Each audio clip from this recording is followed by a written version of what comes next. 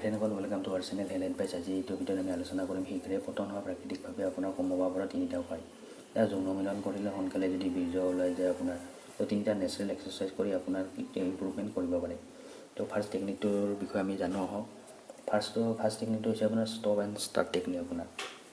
তো এইটো টেকনিক আপোনাৰ কি কৰিব লাগে চাওক, যেতিয়া আপুনি যৌন মিলন কৰি আছে আপোনাৰ মনত ফিলিং আহিছে যে ডিচাৰ্জ হ'ব যেন লাগিছে আপোনাৰ।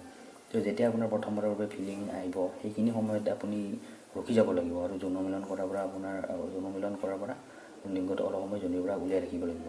তো অলপ সময় ৰখাৰ পিছত আপোনাৰ পুনৰ আৰু আৰম্ভ কৰিব পাৰে। তো এইটোত কি হয় আপোনাৰ, যেতিয়া আপুনি যৌন মিলন কৰিব ধৰে তো তেতিয়া আপোনাৰ বডিৰ উত্তেজনা আহি যায় আৰু ডিচাৰ্জ কৰা বা ইজাকুলেশ্যন কৰাৰ বাবে আপুনি ৰেডি হয়।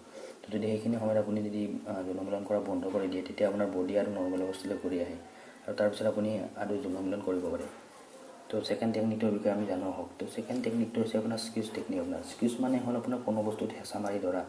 তো এইটোত কি হয়, আপুনি যেতিয়া পুৰুষজনৰ আপোনাৰ ফিল হয় যে মোৰ ডিচাৰ্জ বা ইজাকুলেশ্যন আপোনাৰ ষ্টাৰ্ট আপোনাৰ হ'ব, তেতিয়া আপোনাৰ কি কৰিব লাগিব, ফিমেল পাৰ্টনাৰজনে আপোনাৰ হাতেৰে আঙুলিৰে আপোনাৰ সেইখিনি ঠাই আপোনাৰ বেছি জোৰকৈ নহয় একেবাৰে, তো লাহে লাহে আপোনাৰ বেছি জোৰকৈ নহয় আপোনাৰ, বেছি লাহে লাহে নহয় আপোনাৰ লিংগটো আপোনাৰ হেঁচা মাৰি দিব লাগিব আপোনাৰ।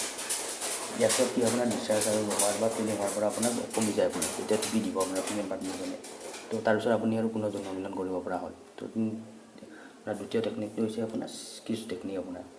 তো 3 নম্বৰ টেকনিকটোৰ বিষয়ে আমি জানো। 3 নম্বৰ আপোনাৰ টেকনিকটো হৈছে কিলকিল এক্সাৰচাইজ আপোনাৰ। তো এইটো এক্সাৰচাইজৰ কথা মানুহে আপোনাৰ জানে বা নেটতো পায়, কিন্তু এক্সাৰচাইজটো আপোনাৰ ভুলকৈ কৰে আপোনাৰ। তো এইটো এটা এনেকুৱা ধৰণৰ এক্সাৰচাইজ যিয়ে আমাৰ পেলভিকৰ মাংসপেশী আপোনাৰ ষ্ট্ৰং কৰাত সহায় কৰে। তো থিয়ৰী এইটো কয় যে যদি পেলভিকৰ মাচল আপোনাৰ ষ্ট্ৰং হয় তেতিয়াহ'লে ইজাকুলেশ্যনক আপোনাৰ ধৰি ৰাখিব পাৰে। তো কিলকিল এক্সাৰচাইজ কৰিবলৈ হ'লে আপোনাৰ সঠিক মাংসপেশীখিনি আপোনাৰ চিনি পোৱা আপোনাৰ এক্সাৰচাইজ কৰিব লাগিব।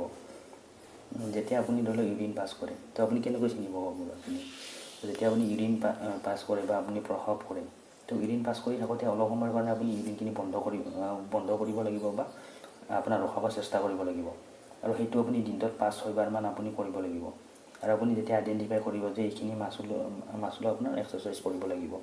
তো কিলকিল এক্সাৰচাইজ আপুনি কৰিব লাগে কি, তো সেইখিনি আপুনি যিখিনি মাচুল আপুনি আইডেণ্টিফাই কৰিব আপুনি, তো সেইখিনি আপোনাৰ 3 ছেকেণ্ডৰ কাৰণে আপুনি সংকোচন কৰিব লাগিব 3 ছেকেণ্ডৰ কাৰণে, আৰু 3 ছেকেণ্ডৰ কাৰণে আপুনি ৰিলেক্সেশ্যন কৰিব লাগিব।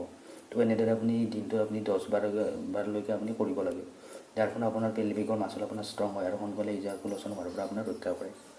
তো ফ্ৰেণ্ডসকল, যদি ভিডিঅ'টো আপোনালোকৰ ভাল লাগিছে তেতিয়াহ'লে আপোনালোকে ভিডিঅ'টো লাইক কৰিব আৰু ছাবস্ক্ৰাইব কৰিব আৰু চেনেলটো শ্বেয়াৰ কৰিব। তো ফ্ৰেণ্ডসকল, আজি ভিডিঅ'টোত আমি 3টা নেচাৰেল আপোনাৰ এক্সাৰচাইজৰ বিষয়ে আলোচনা কৰিলোঁ, যি 3টা এক্সাৰচাইজৰ দ্বাৰা আপোনাৰ সোনকালে বীৰ্যপাত বা ডিচাৰ্জ হয়, তাৰ পৰা আপোনাৰ ইম্প্ৰুভমেণ্ট কৰিব পাৰে। তো ফ্ৰেণ্ডসকল, ভিডিঅ'টো যদি ভাল লাগিছে লাইক আৰু ছাবস্ক্ৰাইব কৰিব। তো ধন্যবাদ।